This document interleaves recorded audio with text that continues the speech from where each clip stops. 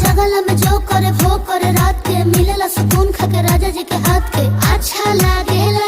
कमर ककरी से भइल काटा हराबा हो गलिया लागेला जान टमाटराबा हो गलिया लागेला जान टमाटराबा हो।